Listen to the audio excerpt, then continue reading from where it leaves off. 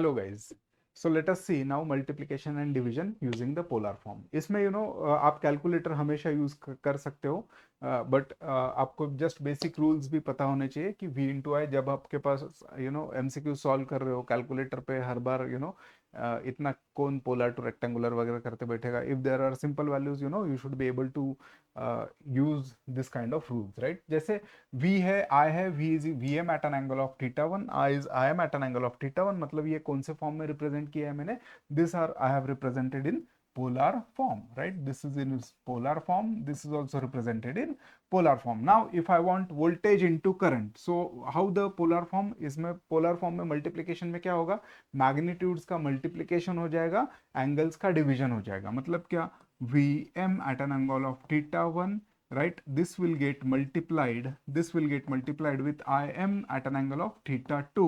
So what will happen, magnitudes I can multiply vm into im and angles I can add theta 1 plus theta 2, right। समझ में आ रहा है आपको।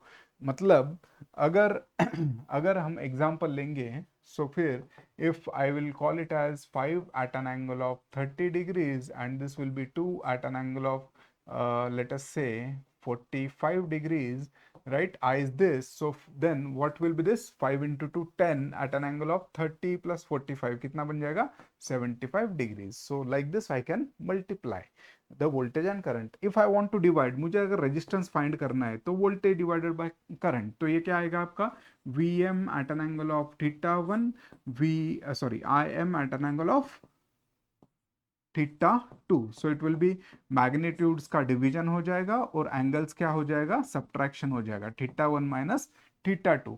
तो यहाँ पर देखिए, यहाँ पर हमारा जो एग्जांपल था इसमें क्या आएगा, 5 at an angle of 30 degrees divided by 2 at an angle of 45 degrees. तो ये क्या आएगा, 5/2 at an angle of 30 minus 45 degrees. तो क्या आएगा ये 2.5 एट एन एंगल ऑफ क्या आएगा, 30 माइनस 45 माइनस 15 डिग्रीज। समझ में आ रहा है। अभी देखिए इसको हम रिप्रेजेंट कैसे करेंगे, सो ये आपका पोल बन गया, ये पोल बन गया, ओके। सो लेट अस से मुझे यहाँ पर करंट को, वोल्टेज को रिप्रेजेंट करना है, तो वोल्टेज को रिप्रेजेंट कैसे करेंगे, थीटा वन कितना है आपका 30 degrees. So let us say that I will draw a line 30 degrees जिसका मैग्नीट्यूड कितना रहेगा, 5 सेंटीमीटर। तो यहाँ पर लेट अस से दिस इज 5 सेंटीमीटर, ये एंगल कितना बन गया आपका, थीटा 1, मतलब क्या 30 डिग्रीज। तो ये किसका रिप्रेजेंटेशन है, ये रिप्रेजेंटेशन है V1, सॉरी V का, वोल्टेज का, राइट, ओके। अभी देखिए ये वो जो वोल्टेज है, इसका मैग्नीट्यूड जो है, मैग्नीट्यूड कितना है इसका, वोल्टेज का मैग्नीट्यूड कितना है, मैग्नीट्यूड मतलब ये जो लाइन है इसका लेंथ कितना है। सो लाइन का लेंथ है, मतलब ये अगर यहाँ से मैं यहाँ पर मेजर करूंगा तो ये जो लेंथ है ये आपका कैपिटल VM है, right.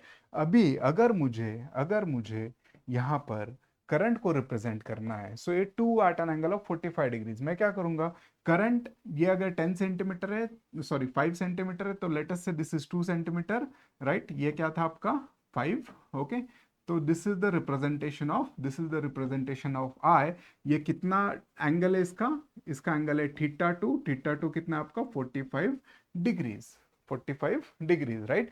And if I will try to measure the magnitude, if I will try to measure the length of this line, it will be Im, मतलब कि आपका 2 था। समझ में आ रहा है आपको। So this is the representation of voltage and current. इसको क्या बोलेंगे, रिप्रेजेंट कर रहा हूं मैं पोलर फॉर्म में, सो दिस, इसको फेजर डायग्राम भी बोलते हैं। अभी phasor diagram slowly and steadily we will learn how the phasor diagram representation is there and how to calculate the resultants and all that, right. सो बिल्कुल आप मतलब देखते रहिएगा लेक्चर्स, राइट। बिल्कुल टेंशन नहीं लेना है, ऐसे ही फॉलो करो, आपको AC सर्किट्स बिल्कुल आसानी से पूरे सॉल्व करते आएंगे, राइट। So thank you.